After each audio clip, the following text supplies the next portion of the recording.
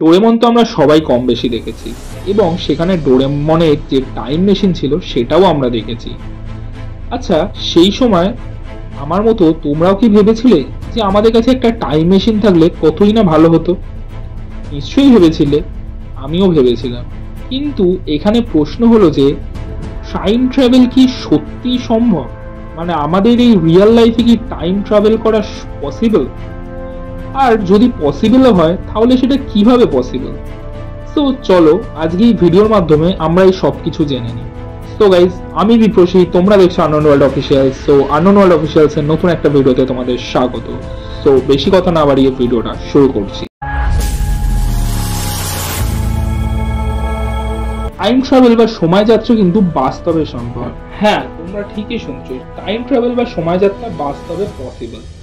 এই প্রসঙ্গে তোমাদের বলে রাখি, 1915 এর আগে পর্যন্ত সময় যাত্রা বা টাইম ট্রাভেলকে সায়েন্স ফিকশনের একটা অংশ বলে মানা হতো। কিন্তু সবকিছু ওলটপালট হয়ে যায় যখন sir Einstein general theory of রিলেটিভিটিকে প্রপোজ করেন। এই থিওরিতে স্যার আইনস্টাইন বলেছেন এই বিশ্বব্রহ্মাণ্ডে সবকিছু হয় বক্ররেখা অনুসারে। এই থিওরি এটাই বলে যে গ্র্যাভিটেশন কোনো ফোর্স নয়, যেটা আমরা নিউটনিয়ান ফিজিক্স থেকেও বুঝতে পারি, কিন্তু মহাকর্ষীয় স্থানকালের ধারাবাহিকতা একটি বাঁকা ক্ষেত্র যা ভরের উপস্থিতি দ্বারা তৈরি হয়। অ্যাকচুয়ালি এই থিওরি এটা বলে যে সময় নিজেকে গতিশীল বা ধীর করতে পারে।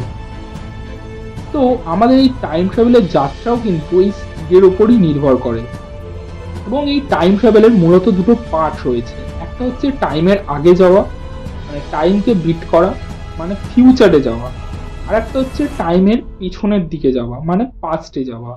যেমনটা বললাম, অ্যালবার্ট আইনস্টাইনের জেনারেল থিওরি অফ রিলেটিভিটির কথা, এটা ছাড়াও তিনি বলেছেন সময়ের আপেক্ষিকতাকে কাজে লাগিয়ে ফিউচারে যাওয়াও সম্ভব।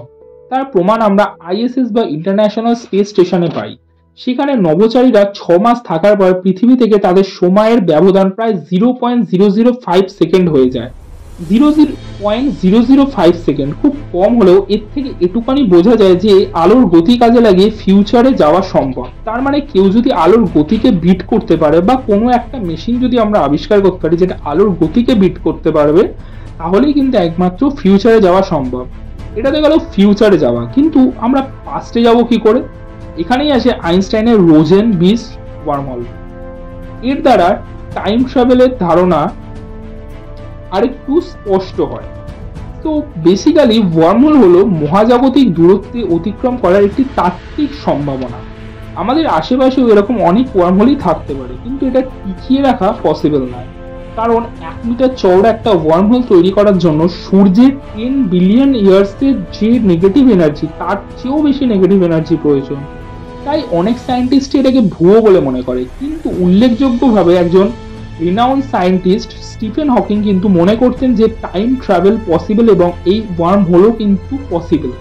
এবং তিনি তার জীবনের শেষ দিকে এসে সেই ওয়ার্ম হোল নিয়ে কিন্তু অনেক রিসার্চ করেছিলেন, এবং এই ওয়ার্ম হোলটাকেই যদি আমরা এক্সিকিউট করতে পারি তাহলেই কিন্তু আমরা পাস্টে যেতে পারবো। কিন্তু এই টাইম ট্রাভেল নিয়ে কিন্তু রিসার্চ এখনো চলছে, এখনো প্রসেস চলছে। সেটা নিয়ে রিসার্চ অনেক বিভিন্ন শহরে, বিভিন্ন দেশে এবং বিভিন্ন মহাদেশে এই নিয়ে অনেক অনেক অনেক রিসার্চ চলছে, অনেক সায়েন্টিস্টই এই কাজে লেগে আছে। তো আশা করবো আমরাও কোনো না কোনো দিন টাইম ট্রাভেল করতে পারবো। হোপফুলি সেটা হয়তো আমাদের জীবদ্দশাতেই আমরা দেখতে পারি, কারণ এখন টেকনোলজি যেভাবে আপগ্রেডেড হচ্ছে, এআই, রোবট এইসব যেভাবে আসছে, হয়তো সামনের দিনে আমরা টাইম ট্রাভেল করতে সক্ষম হবো। তো গাইজ, ভিডিওটা ভালো লাগলে প্লিজ একটা লাইক করো, কমেন্ট করো, খুব পরিমাণে শেয়ার করো। আর প্লিজ ভিডিওটা কেমন লাগলো জানিও কমেন্ট বক্সে। আর তোমরা চ্যানেলটা অনেকেই ফলো করছো, ভিডিও দেখছো, বাট সাবস্ক্রাইব করছো না। তো প্লিজ একটা সাবস্ক্রাইব করে দাও, কেননা আমরাও একটু সাবস্ক্রাইব পারলে আমরাও একটু মোটিভেট পাই এরকম ভিডিও করার। আর হ্যাঁ, তোমরা যদি তোমাদের কোনো ওপিনিয়ন দিতে চাও আমার ভিডিও সম্পর্কে, প্লিজ আমার কমেন্ট বক্সে দিতে পারো, বা আমার ইনস্টাগ্রাম পেজের লিঙ্ক দেওয়া রয়েছে সেখানে গিয়ে দিতে পারো। আর আমার একটা ফেসবুকে ছোট্ট পেজ রয়েছে, সেটাকেও গিয়ে তোমরা ফলো করতে পারো। সো দেখা হচ্ছে পরে কোনো ভিডিও নিয়ে, নতুন কোনো ভিডিও নিয়ে। ততক্ষণের জন্য বাই বাই।